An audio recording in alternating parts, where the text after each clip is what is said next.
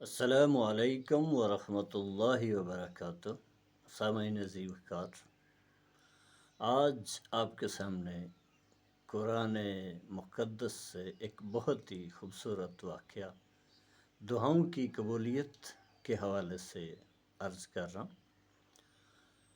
آج صبح جب قرآن مقدس کو میں نے کھولا تو سورہ مریم کی ابتدائی آیات کی تلاوت کا شرف نصیب ہوا، تو ان ابتدائی آیات میں دعاؤں کی مانگنے اور دعاؤں کی قبولیت، دعاؤں کے کرنے کے ادب آداب کے حوالے سے ایک بہت ہی زبردست رہنمائی اور ایک سلیقہ، ایک کرینہ، ایک طریقہ سکھایا گیا ہے۔ اللہ کریم نے حضرت زکریا علیہ السلام کا واقعہ بیان فرمایا ہے کہ جب انہوں نے اپنے بڑھاپے میں اللہ سے دعا مانگی ایک وارث کے لیے، اولاد کے لیے، تو اللہ کریم نے ان کی اس دعا کو قبول کر لیا۔ اب اللہ کے لیے کوئی بھی دعا کسی کے لیے بھی کبھی بھی کیسے بھی حالات میں قبول کرنا یقیناً کوئی مشکل نہیں ہے۔ اس میں بہت ہی جو ہمارے لیے سبق آموز چیز ہے وہ کیا ہے کہ حضرت زکریا علیہ السلام نے جب دعا مانگی تو انہوں نے اپنی دعا کے آخر میں فرمایا، اعوذ باللہ من الشیطان الرجیم، بسم اللہ الرحمن الرحیم، وَلَمْ أَكُمْ بِدُعَائِكَ رَبِّي شَقِيًّا، اے میرے رب کبھی بھی ایسا نہیں ہوا میں نے آپ سے دعا مانگی ہو اور میں محروم رہا ہوں، میری دعا پوری نہ ہوئی ہو، میری دعا سنی نہ گئی ہو۔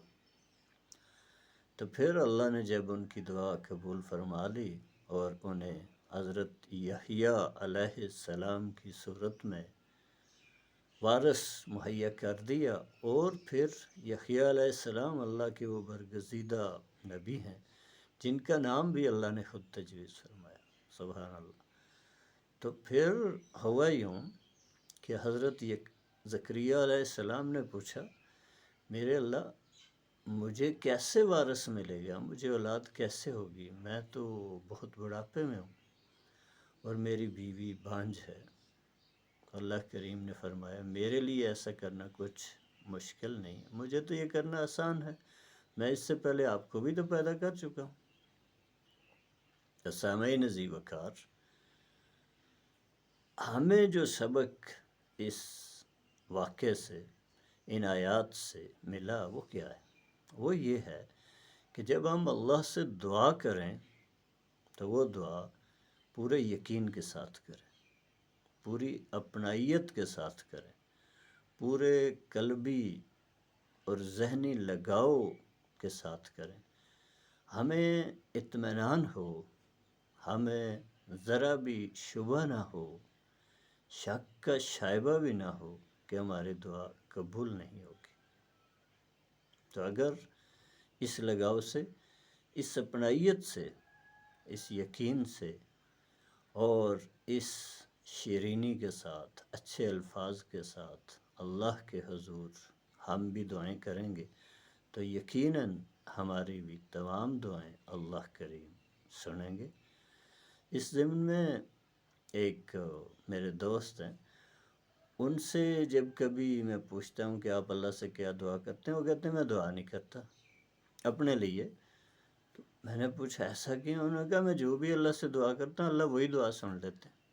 تب میں اللہ سے اتنی دعائیں مانگ چکا ہوں ذاتیات پر کہ اب میں چاہتا ہوں کہ میں اللہ سے ذاتی اپنے لیے دعائیں نہ مانگوں، دوسروں کے لیے مانگوں۔ تو سامعین عزیز وقار، ہم پر بھی لازم ہے کہ ہم اپنے دل کو، اپنے دماغ کو وسیع کریں اور دعائیں سب کے لیے مانگیں، پوری امت محمدیہ کے لیے مانگیں، پوری اس کائنات کے لیے مانگیں، آج کے لیے مانگیں، کل کے لیے مانگیں، دنیا میں زندگی کے لیے مانگیں اور آخرت کی زندگی کی فلاح اور کامرانی کے لیے مانگیں۔